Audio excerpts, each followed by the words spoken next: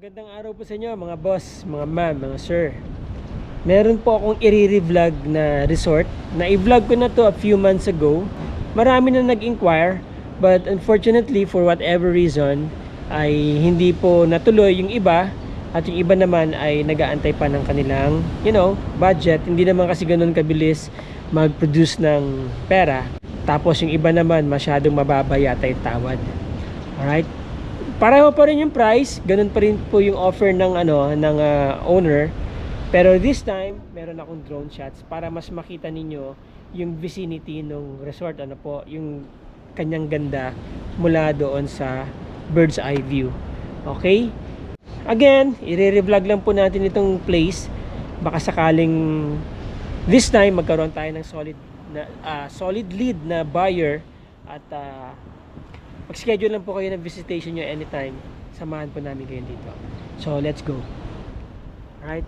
Yung swimming pool niya, ang sukat po ng swimming pool nasa 5 by 10 meters. Tapos, ang lalim niya, nasa 7 feet yung pinakamalalim. Dito, around 4 feet sa mababaw. Yan. Naka-mosaic ang tiles sa ilalim. Then here, merong kitchen, outside kitchen. Tapos may lanay dito where you can put tables, chairs, couches, habang nag-i-enjoy yung family nyo dito sa swimming pool. Okay? Now, this building, meron tong 5 rooms at 4 comfort rooms. So, dito, hanggang doon po yung bakod niya, Tapos, meron pang about 30 meters, 20 to 30 meters ang layo niya mula doon sa foreshore. Right? May 3 kubo dyan. Though na kailangan na talagang i-repair itong mga kubo, or kailangan ng palitan. So medyo kailangan ng i-repair yung mga kubo, or for me, kailangan ng palitan. Mura lang naman po yung kubo, para dito sa isang magandang resort. So ayan, nandyan ang sunset, mga boss, mga ma'am, mga sir. Napakaganda ng sunset dyan.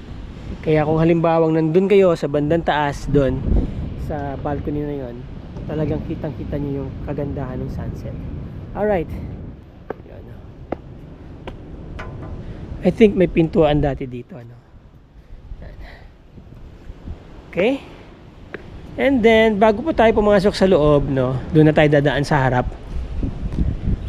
Papakita ko ulit sa inyo yung paligid ng property na to. Now, ito pong property na to ay may 3 malalaking tangke ng tubig. Ayan, Ayan. Ang lalaki nito. 2,000 liters yata ang isa nito. Tapos, from here, kukunin po yan dito sa filtration system. Dito may filtration system dito. Ayan. Sa baba. Buksan natin ito. Yun, di ba? Tapos dito may mga tangke din. So, yan yung filtration system niya. Goods na goods pa yan. Gumagana pa po yan. Ayan na. Maganda naman po pagkaka-maintain ng, ng resort. Right. Tapos, ito naman yung makina ng swimming pool. Ayan. Yan yung filter ng swimming pool. Pag na-operate nyo po ito, pwede kayo magnegosyo ng purified water dito sa lugar na to, kasi ang dami yung susuplayan na resort dito kapag nagkataon. Puro resort po yan. Yung stretch ng kalsada na to, puro resort yan hanggang dun, kabilaan po yan. Ito yung side ng building, So kasama na po yan yung mga split type na aircon. Okay, ito yung kanilang garden. Ito po yung kalsada going to Manila, going to National Highway. Ayan.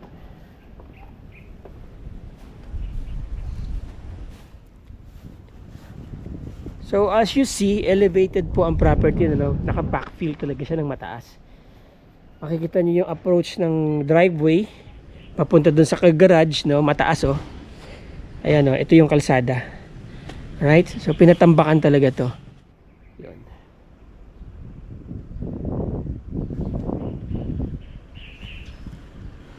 So there you go. Tignan natin sa labas, no?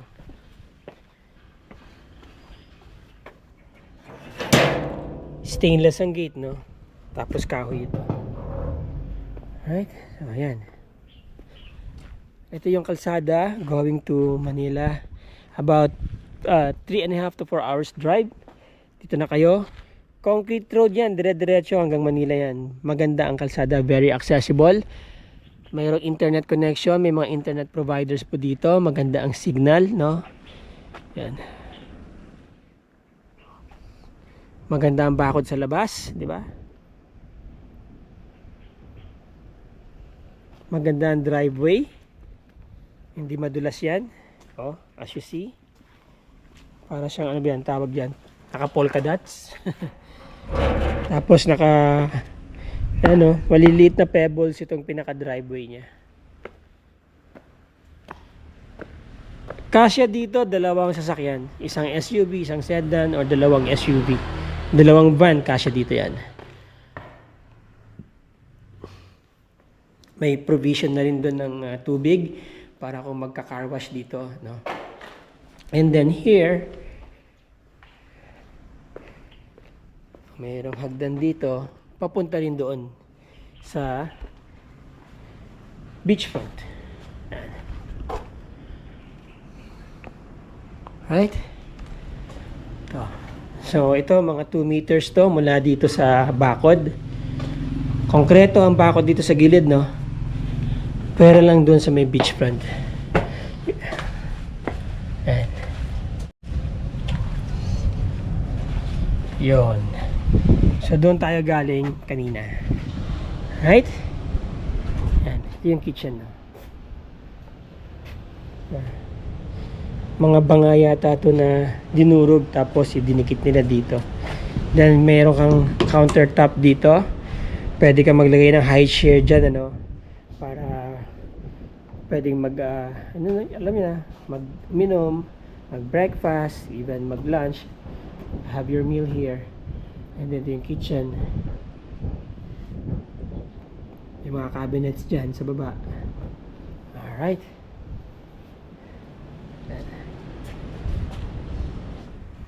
Okay, pasok tayo sa loob.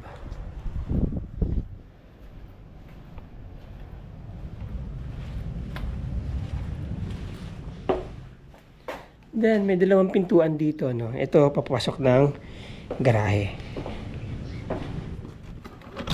Yun. Tapos, kasama na po itong generator kapag in-acquire nyo itong property. So, 6.5 kVA, 6,500 watts. Okay, pasok na tayo sa bahay. Ito yung main door. Pero, kapag bumababa kayo ng sasakyan ninyo, or yung mga guest nyo, pwede nang gamitin itong regular door dito sa gilid. Para hindi na kayo pupunta dun sa main door. Yan, ito yung pinaka-regular door niya. Alright, wow. Diba? Ganda.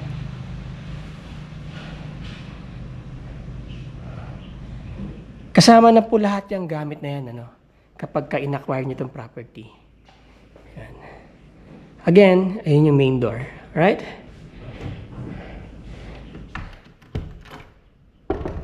Solid itong pintuan. I think this is mahogany. Then, fresh na fresh pa yung mga cabinets dito. Diba? Oh, nice. Smooth. Alright, and then andyan yung television set, split type aircon. So you have your wall open shelves dito. Am I right? And then lahat po itong mga bintana ay pwede nyong buksan yan. Nabubuksan lahat yan. Sliding. Right, yan. So you have the view of the sea, of the beach front. At dito makikita niyo yung sunset. Well, you know, habang nanonood kayo ng TV dito, may backdrop ng sunset doon. Di ba? Ang ganda. This is your dining area. Pwede rin kayo magpalagay ng mahabang mesa dito if you want, no? Kapag malaking pamilya kayo.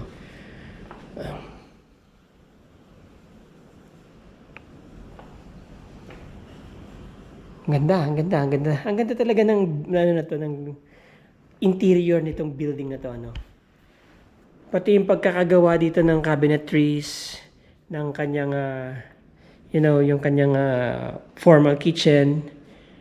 See, di ba? Lagyan ng mga wine, yan o. Naka-granite. And I'm sure, granite yata to, synthetic. Alright, yan. Ganda ng pagkaka-design, ano. Oh.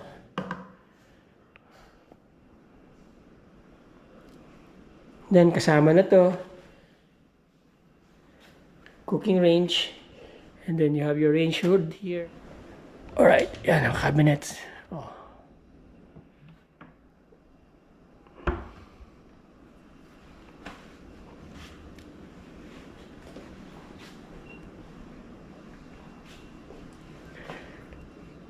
Itong mga kalakalawang niya to, madali lang naman po solusyonan yan. Usually, ano lang yan. Rubbing compound lang yan kapag meron kayo masipag-sipag talaga o mga tiyagaan ng mga caretakers dito, pwede nilang, pag wala silang ginagawa, kuskusin lang ng kuskusin niya mga yan, para mawala. Maganda lababo nila, maganda ang faucet, tapos may bintana dito, yan, para pwede nyo buksan para yung hangin pumasok sa loob. Yan, wow, fresh air coming inside, di ba? Kasama na rin tong ref. LG. Ito yung pintuan ng swimming pool. Palalagyan lang ng hinges yan. Okay. Tapos ito yung laundry area. Diba? May drainage na doon. At may mga provisions na po yan ng outlets at tubig. Ayan. Alright. Tapos may storage room dito sa baba. Tagos yan dito sa pintuan, dito sa hagdan.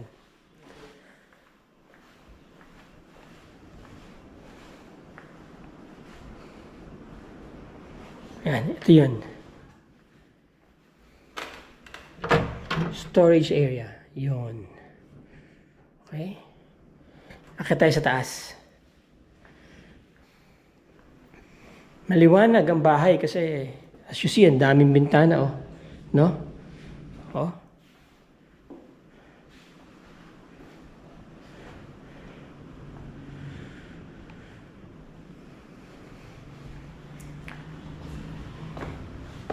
So, kahoy yung pinaka-ibabaw ng hagdan, ano? May bintana rin dito para mula doon sa taas, makikita po ninyo yung mga pumapasok sa gate. Yan. Ito pwedeng buksan to. Okay. Ito apparently this is fixed. Okay. Ayan.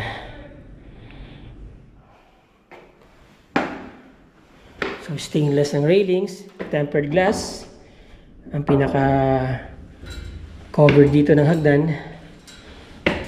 Ang steps niya kahoy. Yun. Dito muna tayo sa kaliwa. Again. Yan. May mga rooms dito eh.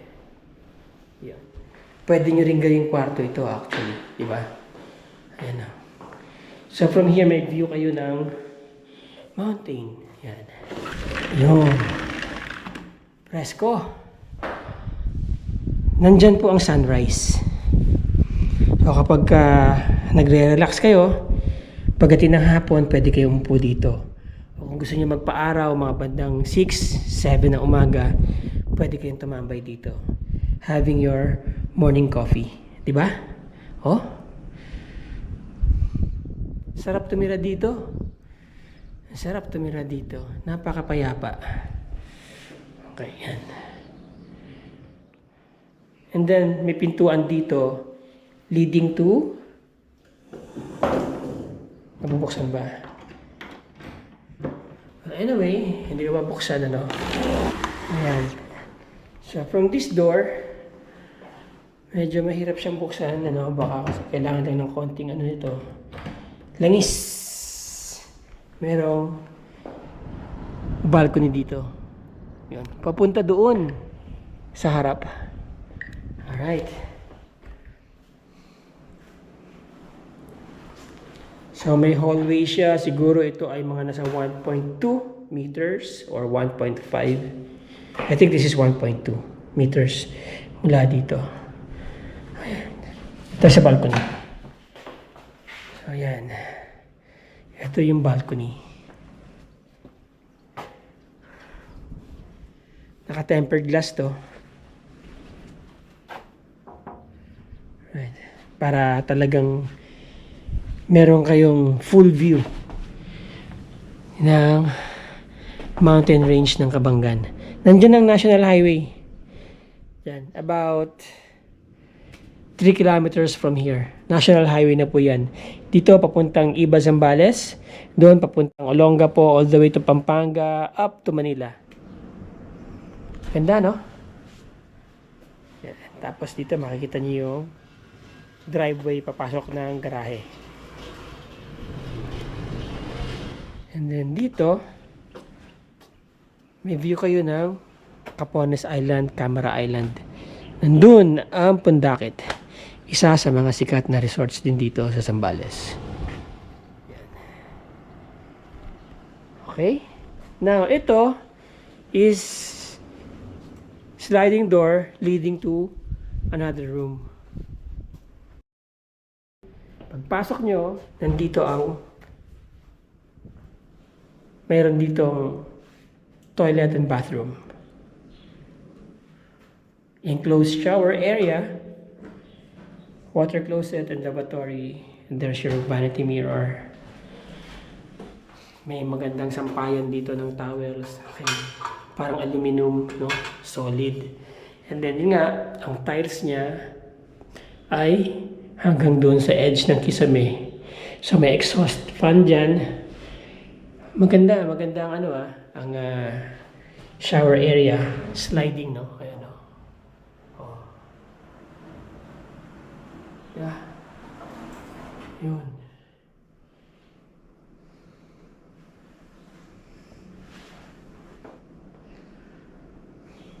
Then may hot shower.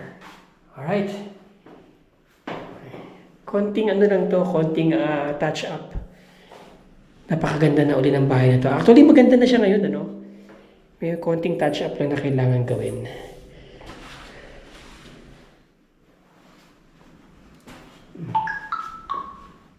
And then, paglabas natin ng comfort room, may kwarto rito sa kanan. Ito na nga. Yan, may kama. Kasama na po yan. Ganda ng kama, no? Imported siguro to. Wow. Nice. Tapos may mga drawers dito sa ilalim. Yan.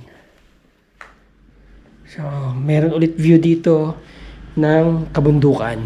Yun, o. And then, merong access palabas dyan ng balcony.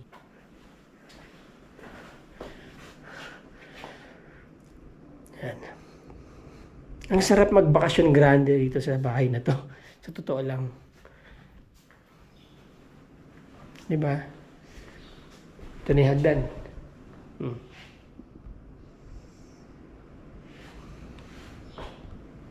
And then may kwarto ulit dito.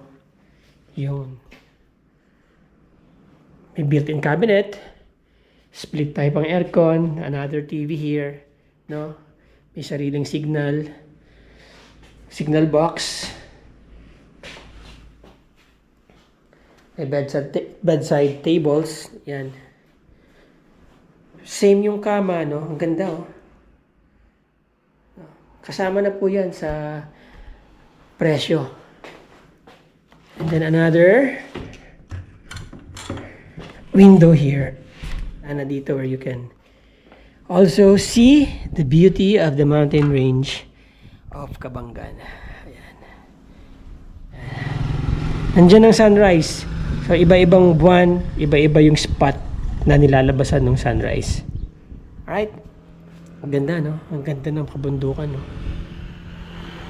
Majestic. Tapos dito may puno ng nyug. Mural. Alright. And then another room here. Paglabas nyo, dito merong another built-in cabinet dito, no? Solid ang cabinet. Ang gaganda. Parang Nara, no? Ito ganun din, no? Sa loob ng kwarto nito. Ayan, no? Ganda, oh. Okay. And then let's go to this room. Ito. Wow. Pwede niyong gawing kwarto to.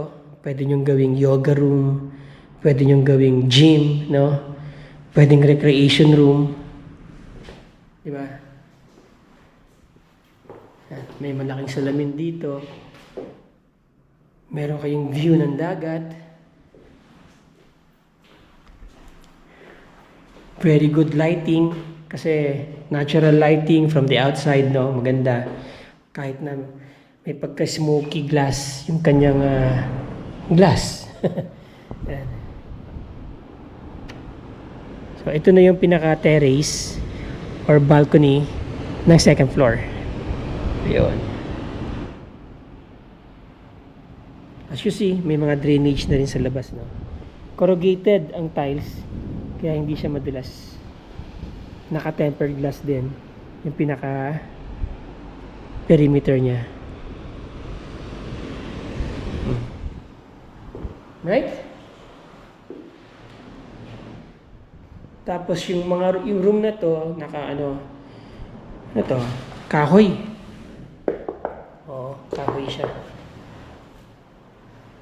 Okay. Ganda na ceiling fan, no?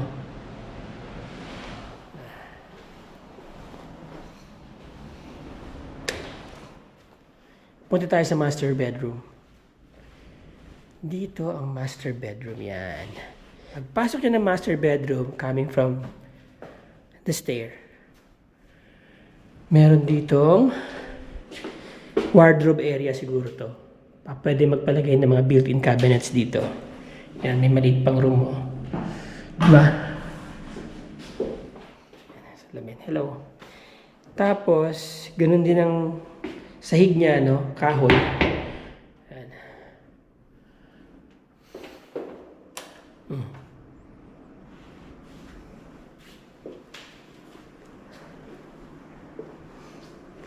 So you have the panoramic view of the beachfront.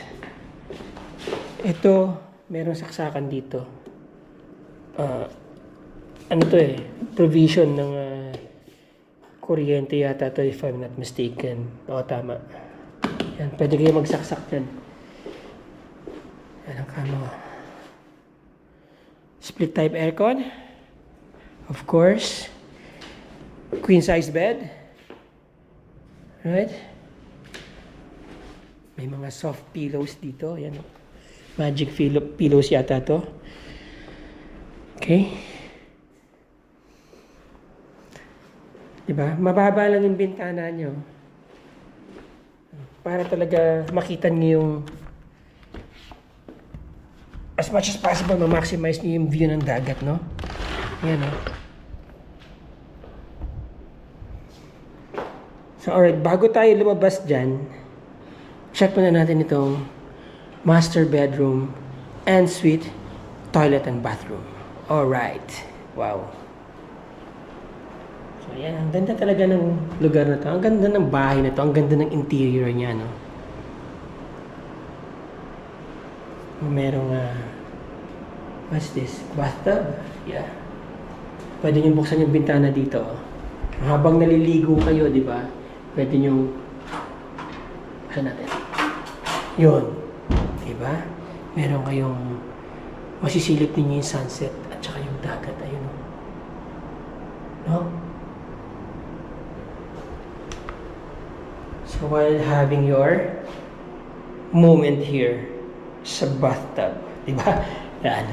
Tapos, merong he and she na lavatory dyan, and then yung mga cabinets, napakalaking vanity mirror. Medyo mataas nga lang, no? And then, merong water closet dito, no? Yun. Tapos, ito yung enclosed shower with tempered glass. Ang kapal, ha? Makapal ang salamin. And then, may protection siya, no? Para pag tumama dito, yan, no? No? Clean ang pagkakalagay, ang linis, no? Oh. Pati yung pagkakatiles, malinis, ha? Ganda. Seamless. Alright, yan, no? Saan bang switch nito? Hanapin nga natin yung switch. Where is the switch? Right? Then, nandyan ang exhaust. Alright, saan ang switch? Ito. Oh, okay. Pundido siguro yung ilaw na yun. Alright, so yan ang CR. No? Nabubuksan pala to. Yun. May screen. And then may bintana dyan. Ano yan? Ditulak din. Titaas. You know. Okay. Swing out. Parang louver. Right? Parang pink salt yung granite, no? So, napansin ko lahat ng outlets nila dito ay universal with safety feature yun ang nakasara. Okay?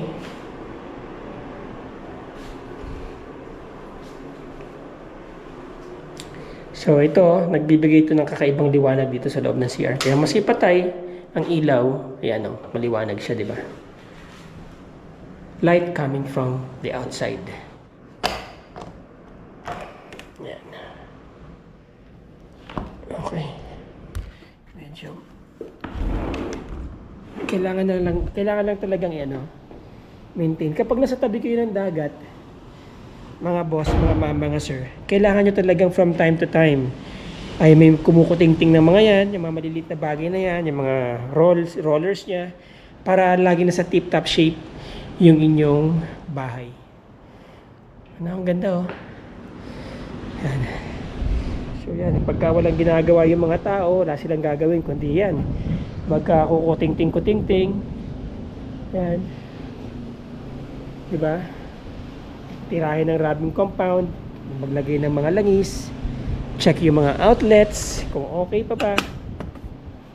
Everyday, ganun lang ang gagawin. Para na maintain yung kagandahan ng inyong bahay. Kagaya nito, dapat yan talaga laging binabantayan from time to time. Maglalagay lang sila, pipintura na naman pipintura. So mas madali ang kumbaga mas cost effective in the long run. Yan. And then ito, paakyat dun sa taas. Hindi na tayo aakyat, baka malaglag tayo. Now, ito yung isa sa mga pinakamagandang spot dito. Yan, di ba? Po ka lang dyan, relax ka. You can have your lunch here, di ba? Or morning coffee, di ba? Tapos sunset, beer, whatever, no? Afternoon delight. Okay, dyan, sunset. Yan. Alright, di ba? Oh, di ba? Napaka-romantic at cozy. At ang ganda ng ambience ng property na to. No? Ayan, no?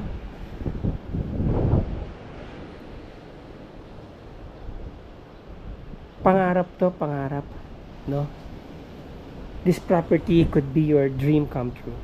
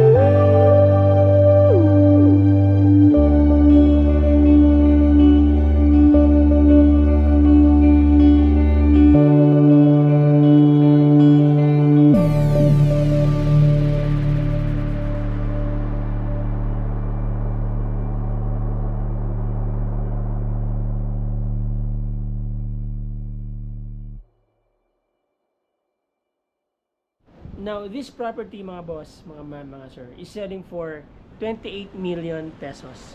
Your investment is secured with title at kompleto po ang documents ng building na to.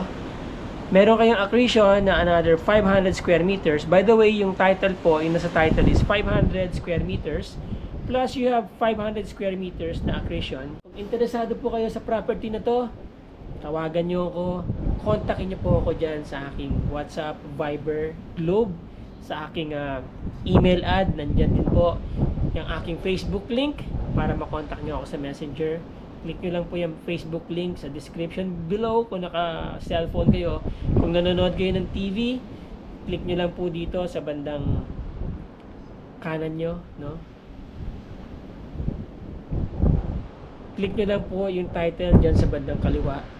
Click nyo lang yung title, lalabas dito sa bandang kaliwa ninyo or sa bandang kanan ninyo yung description about this video.